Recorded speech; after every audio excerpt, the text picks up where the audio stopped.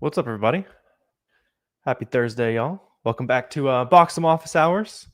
We're live every Tuesday and Thursday, 4 p.m. Eastern. I'm a few minutes late today. Was wrapping up a meeting here, and then Monday at 5 p.m. Eastern, we're always live as well. So if you always want to come in, pop in, ask questions, that kind of thing, that's when we're live. So you can subscribe, hit the little bell, that kind of thing, if you're watching it on the replay and you want to know when we're live next time. But yeah, for those of you guys who are already hopping on in here, let me know. Let me know who we got in chat today. Let me know if you guys have any questions about selling on Amazon. I'll be live for the next 30 minutes or so. And yeah, excited to chop it up with you guys today. There's a lot of back to school opportunities really taking off.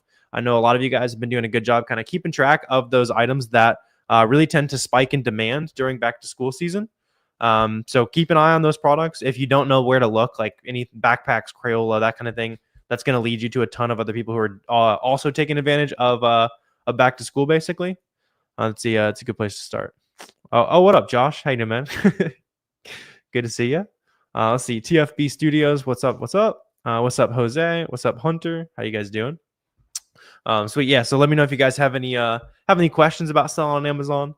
It's a good day to be kind of getting after it. Like I was saying, there's lots of good profitable stuff to be getting after today. What he said? What's up, Charlie? With probably 20 exclamation points are there. What's up, Alexander? How you doing? Let's see. Hunter asking thoughts on keeping 100% of the profits inside of the business within the first year of selling. So I definitely did that. That's kind of up to like how you want to treat the money that your business is making. That's a great question, Hunter. I did that so that I was able to reinvest the money and just grow it as fast as possible. Right? Kind of makes sense. Takes the more money you put in the business, the more it's going to grow and snowball and that kind of thing. But obviously, if you can't afford to reinvest all of the profit, you got to pull some. Then that's totally fine too. One idea that I really like and makes a lot of sense, so you like actually know what you're making on Amazon, is to pull like 1, 2, 5% of your profit, a very small amount, even from the jump, even if it's 50 cents, because it forces you to figure out like how much is my business actually making. You're just guessing and hoping that you know what your business is actually making. Kind of gets you in the practice of doing your proper bookkeeping and all that kind of thing to figure out what you're making. But yeah, the nice part of like if you did keep all your profit inside the business is it would be easy to pay for taxes and that kind of thing too. So yeah, I mean it's kind of up to you on that. What a lot of people will do is they will grow their business until they can take a salary from the business that doesn't start like handicapping the business basically. So for a lot of people, I know they want to like replace their 9-to-5 income. So a common goal is to have the 9-to-5 income and then also be making double what your 9-to-5 is making. So you can take that 9-to-5 income, quit your job, and then you still have the same amount of money to reinvest back into the business, basically. So yeah, it really just depends on how you want to treat everything. Sweet. Yeah, let me know what other questions you guys get here. What's up, Peterson? You said you took a course 2 years ago. You got to 20K a month. That's what's up, man. I love to see that. How's everything going for you these days? I guess if you're doing 20K a month, that's awesome, man. Congrats. You'd love to see it. Why are your walls plain? I just bought the house, brother. So, so if you're gonna try to call me broke for not having art or something behind me, you can go somewhere else. If you want to hang out and have good vibes, then this is the place for you, man. It's a little weird. How do you know when to change an item from FBM to FBA? Yeah, so the main thing is like if an item doesn't sell via FBM, it'll probably sell via FBA. You notice that the buy box is very FBA centric on a lot of items. Where you should FBM is when you can like fully take advantage of an opportunity. If it's kind of like a limited opportunity, that's where I'll do a lot of FBM.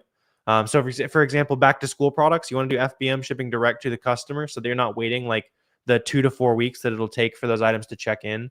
A little bit faster with BOXEM, but it's still going to take at least a week or two to start seeing sales.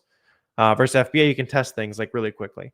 So FBM for speed and then FBA for scale is kind of how I like to look at it basically.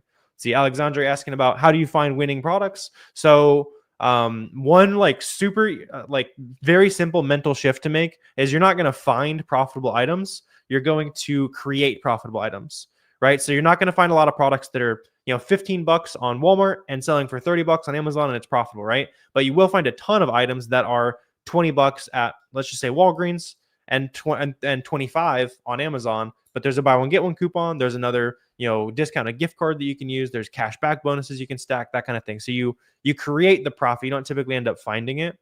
If you just need like a super basic starting point on where to source, Alexandra, just look up auto ungated sourcing, and you'll see a video basically breaking down how to source products that you're already ungated to sell, and that's just on YouTube for free. Let's see. For Amazon, do you need a barcode on each of your products? So you do need sort of. So you'll have a SKU label, which is just like a custom barcode. Like as you list your items on Amazon through BOXEM, BOXEM will also create those FN SKU labels for you and kind of print those out. And yeah, that's going to be like your custom UPC barcode, basically. If your product does have a UPC, then just make sure you cover it so that Amazon doesn't scan that and like basically it can end up in like commingled inventory, so it's getting mixed around with other people's products. You want to have it just on a SKU label so that your stuff's kind of off on its own. Absolutely. Yeah, let me know what other questions you guys got here. You guys got a lot of good questions, good vibes today for sure. Let's see. How do you pay yourself? Yeah, so I am a salaried employee of my company at this point. So you can talk to your accountant about how you want to manage that, Alexandra. But yeah, personally, I am an S corporation. I guess my company is an S corporation. I'm an employee of my S corporation. So I just make a salary, and then usually I'll just reinvest the rest of the profit. But you can talk to your CPA about what the best option is to do with all your profit, that kind of thing. What do you use for bookkeeping? Yeah, so BOXEM for tracking everything on Amazon. You can just use like Google Sheets or something simple to track like your software expenses, what you spent on boxes, that kind of thing, and then just send that off to your CPA. I just use a CPA in my local area, and they're able to take care of that. Yeah, but as far as like handling taxes and that kind of thing, just BOXEM and a Google Sheet for tracking anything else you want to track. Let's see. Got a cease and desist from Voorhees. Yeah, so the nice like the getting a Voorhees letter is kind of like a rite of passage, to be honest. A lot of those are just kind of like blowing smoke. They're not actually gonna do anything. The products you do need to stop selling is if the brand themselves already sells them, or if you look at the past in the product and you see like a big drop off in the seller count. You need to avoid that as well because it's a sign that they actually do like send out IP complaints and that kind of thing. But yeah, typically 99 times out of 100, I'm gonna throw Voorhees letters in the trash and ignore them. So yeah, like do with that what you will. That's my my personal thought on that there though. Let's see. Yeah, not a bad idea. For my state, I think it depends on the state when getting an S corporation makes sense. But for my state, my accountant said it was 40K in profit, so it was pretty quick. I think it was the second year I was in business. We went ahead and took care of that. Do you get shipping discounts when you do FBM? So the cheapest shipping you can get is just buying through Amazon, basically. If you want the cheapest FBA shipping, sometimes there's some like you can use BOXEM optimized or seeing all those options that BOXEM shows you. So you'll typically save a little bit of money on FBA shipping, but you're already getting the best rates via Amazon essentially. Let's see. Can you sell Jellycat toys? You have extra? Yep, that's I've sold some of those, to be honest. Yeah. You can sell anything on Amazon that the brand is not selling and lets you apply to sell. The brand, make sure there's no like exclusive partner, that kind of thing. That's pretty much the thing you need to watch out for. And as long as you're seeing other small businesses having success on a certain brand, you can fire away for sure. Let's see. What's up, Brandon? You said, if QuickBooks can integrate with Box? I don't think you can integrate with either one. But you can definitely still use QuickBooks, Brandon. I've done that before. It was kind of overkill for me. Like we track pretty much everything on BOXEM and then just little random expenses. I'll just write them on a Google Sheet and then just kind of combine that at the end of the year and give that to your accountant, basically. Let's see. You're worried about running out of stock on arbitrage. Why are you? So you're worried about selling out and making profit. Like that seems like a little bit of a silly thing to worry about. Plus, like if you're doing arbitrage, usually you can restock the products. If not, then it was a great item and you find the next profitable item, right? But yeah, you just get better at restocking things, basically. That's kind of funny. I've seen a lot of people be justifiably worried about things when it comes to starting a business, but being worried about selling out is a funny one. That would mean you succeeded, right? If you bought a product that sold out, that's a good thing, man. Yeah. So yeah, you'll figure it out as you go. Let me see. People that buy an item from Amazon and then resell it on Amazon. How do you know if we're going to be profitable? So a lot of times if you buy, so yeah, you can buy from Amazon and then sell later. A lot of times what that's going to be is items that are Amazon has a really hard time staying in stock. So you can buy all of the thing that Amazon has. And then when Amazon goes out of stock, if you're seeing that consistently, like on the Keep It chart, then you sell it at the high basically.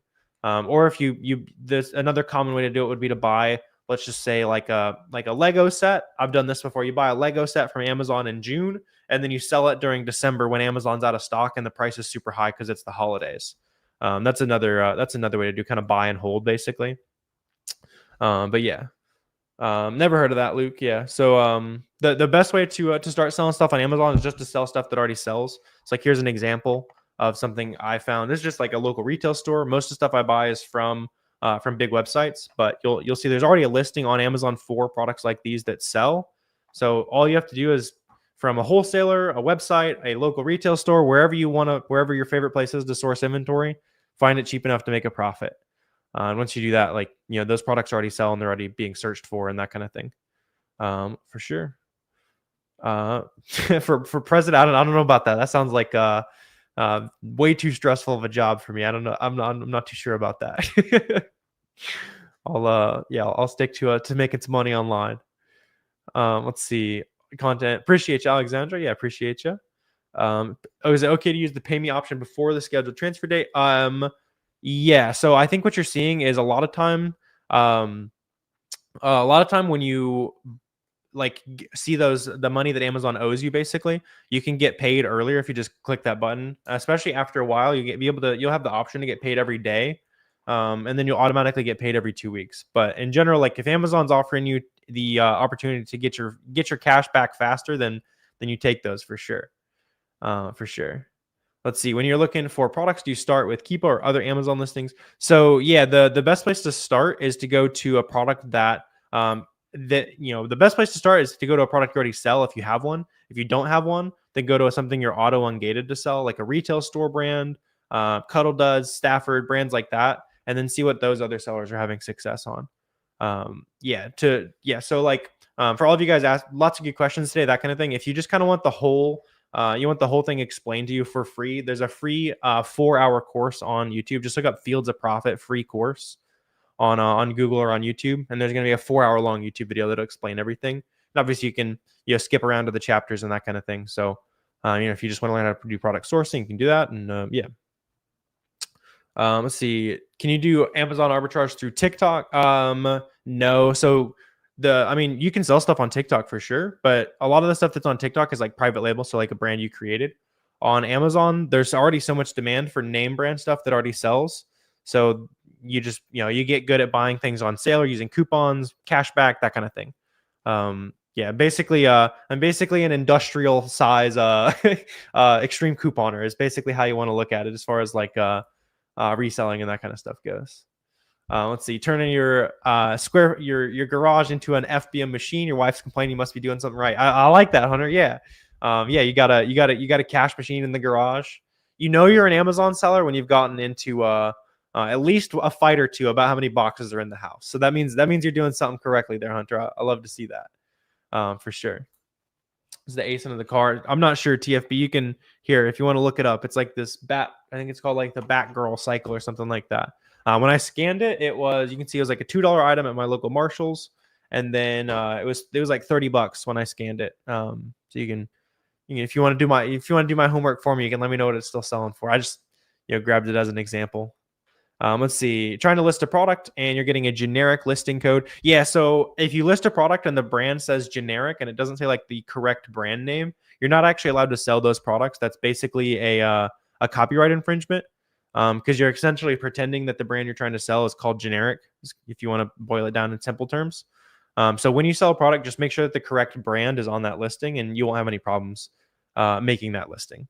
As far as like going through the process, just list all those products on BOXEM, ship it all to Amazon through BOXEM as well, and then you'll start to see kind of how things start to shake out for you. What's up, Luca? How you doing, man?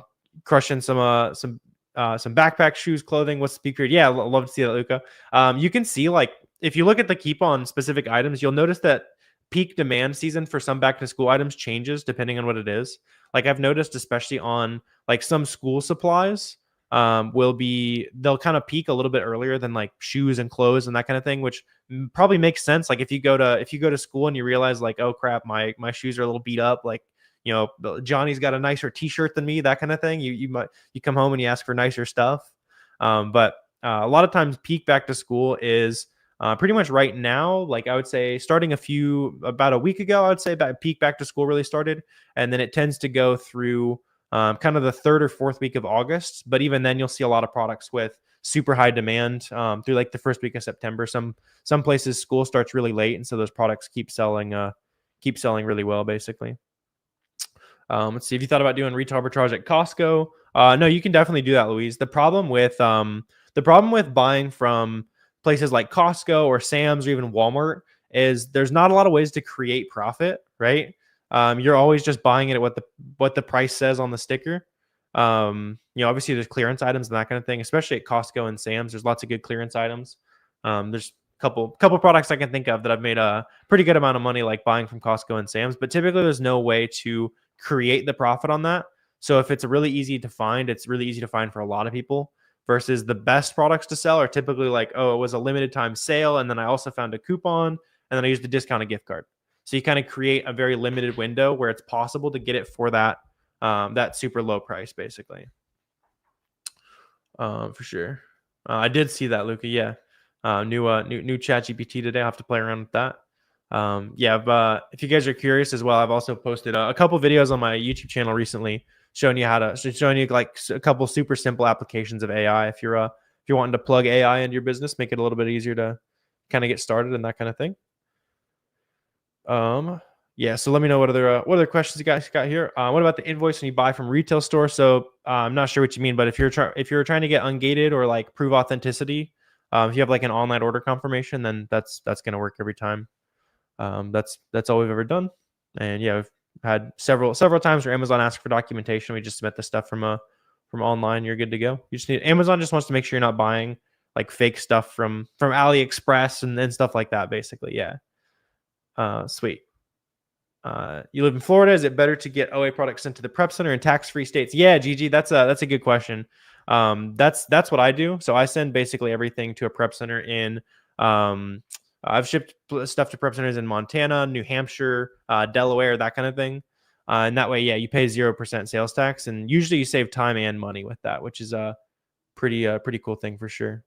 What's up, Swordfish? Said you started a year and a half ago through the course. You just hit 1.7 mil for the year so far. That's what's up. That's awesome, man. Yeah, you need to shoot me a message on Discord. I'd love to chat with you, man. That's awesome. We can chop it up for a video or something like that if you want to as well. Yeah, shoot me a message on Discord. I don't know if we've talked too much yet. That's awesome.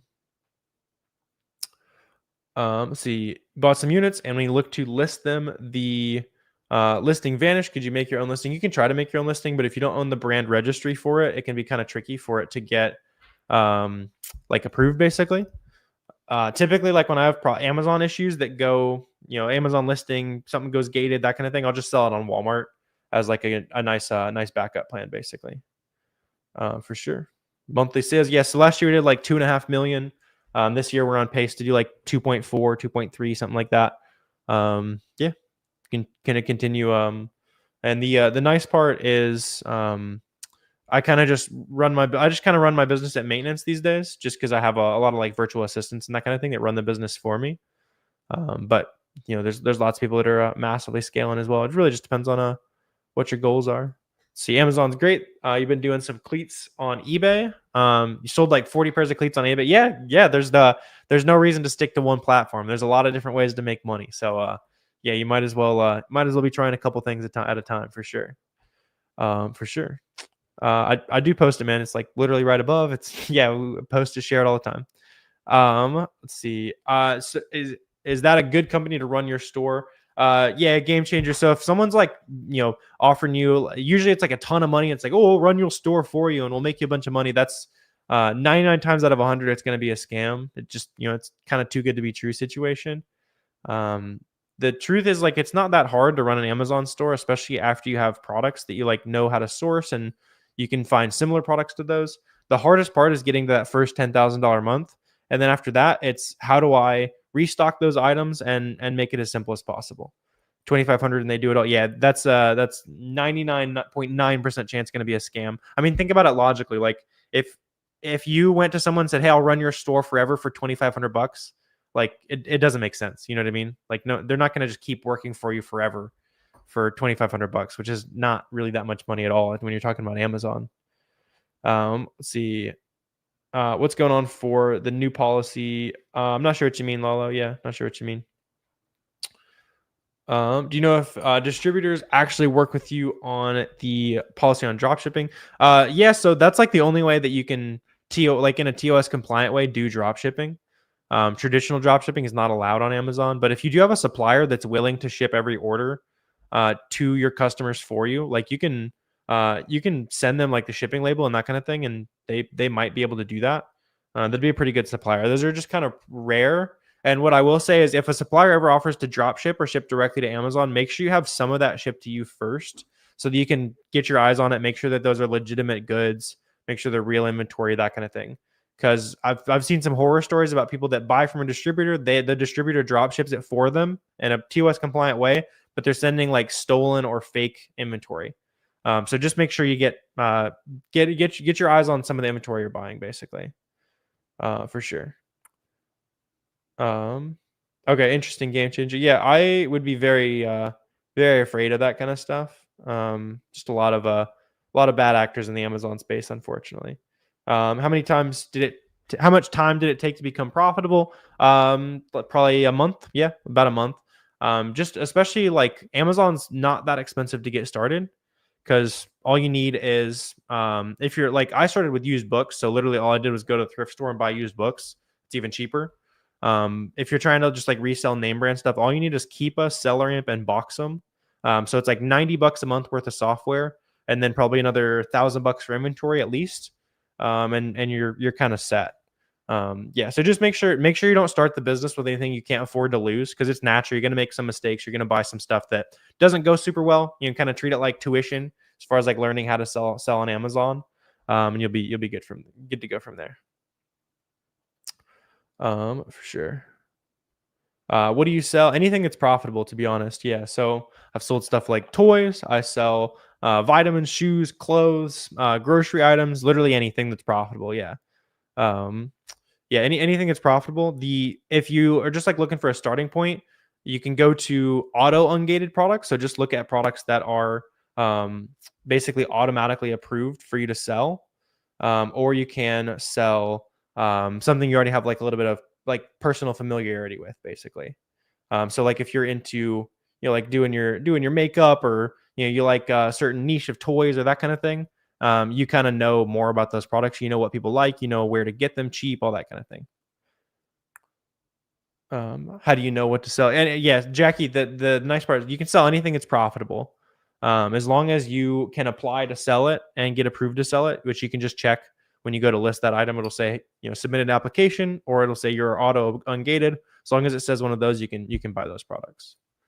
Let's see. Scammer tried to impersonate me. Yeah, there's a lot of those going around, Brandon, unfortunately. Yeah.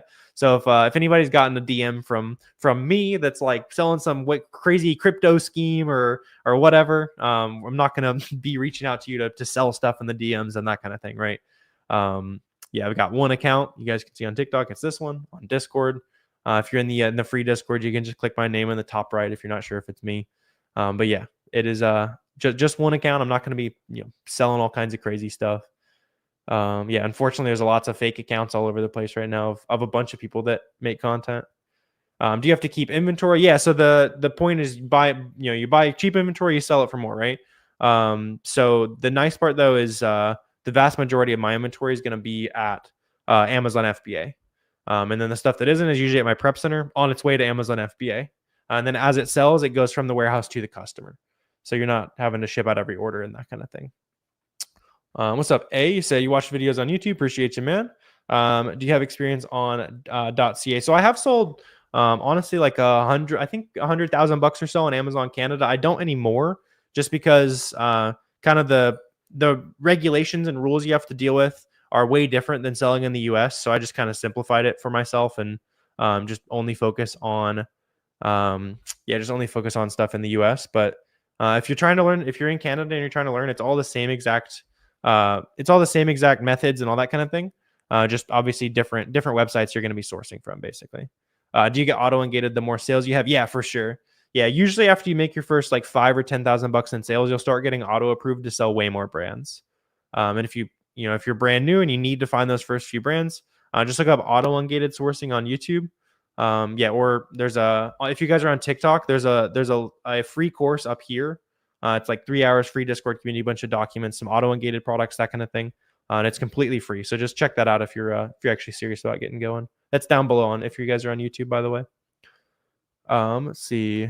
Been an IP complaint on Kettle Duds. Not that I know of. I do know they sell in some of those listings. So I just, with Kettle Duds specifically, I just avoid I just avoid selling on the listings where the brand is already selling on it. For sure. What do you think about cook groups? And I don't know if I've ever heard of a cash out server, to be honest, but cook groups are like fine if you do retail arbitrage, because everyone's local store has the same certain item that might only be available regionally, right? So there's lots of opportunities for people to go out and pick that up. I've never really used those. The better alternative is to just make a couple friends that are like also serious about selling on Amazon and sharing ideas with them, basically. They're going to do the same. You can do that for free too. Just hop into Discord groups, social media, that kind of thing. What up, Brian?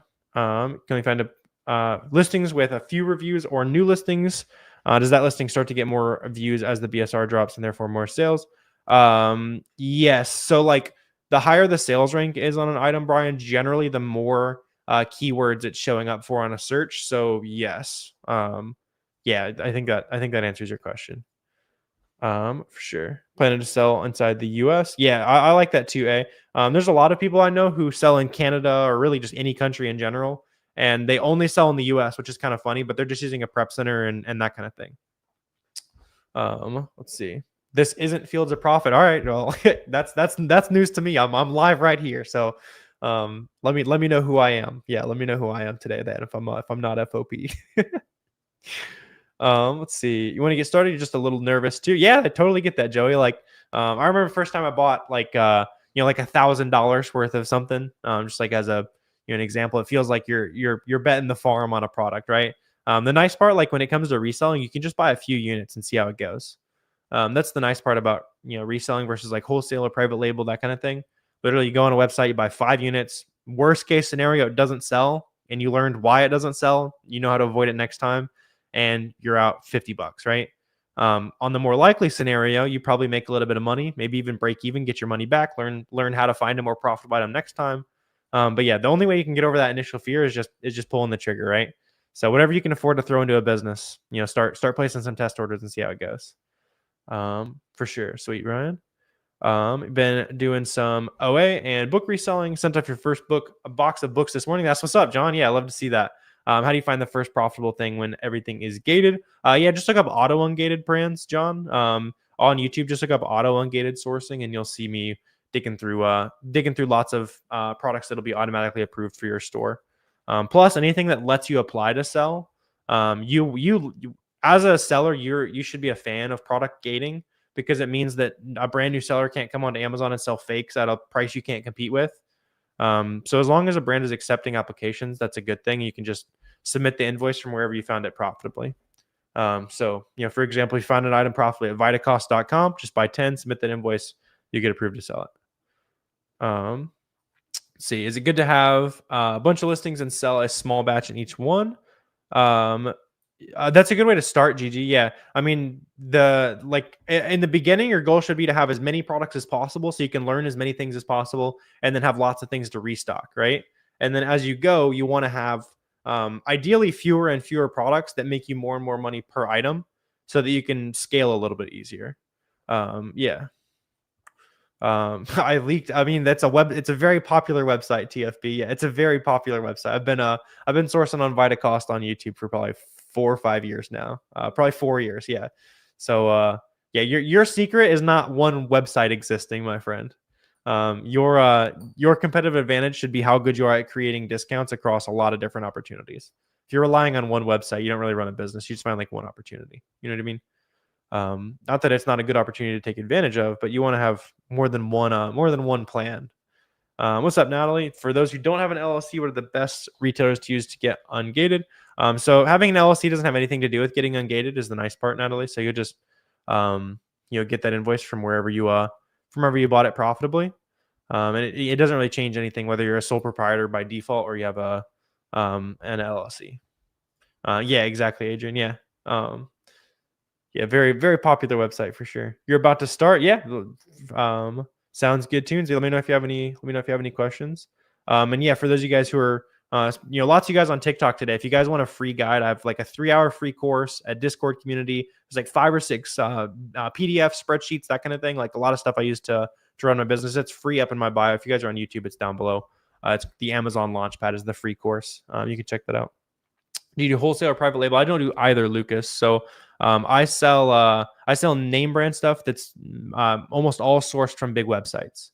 So, for example, say an item's $20 at Walgreens, say it's $30 on Amazon. I'm going to buy it for like $15-ish after a coupon, maybe a discounted gift card, that kind of thing, and sell it for more.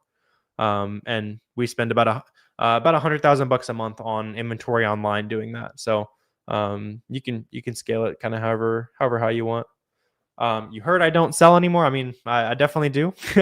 We did I think $150,000 last month, 140, something like that. Yeah, just kind of coasting at this point, but yeah, we'll probably ramp things up big time during Q4 again. Usually I like to do 300 to $500,000 during December, just because it's so easy to sell stuff at a high premium. What point is it necessary to have an LLC? That'd be like a conversation with you and your CPA, John. Yeah, talk to your CPA about when it's like good for you to have an LLC.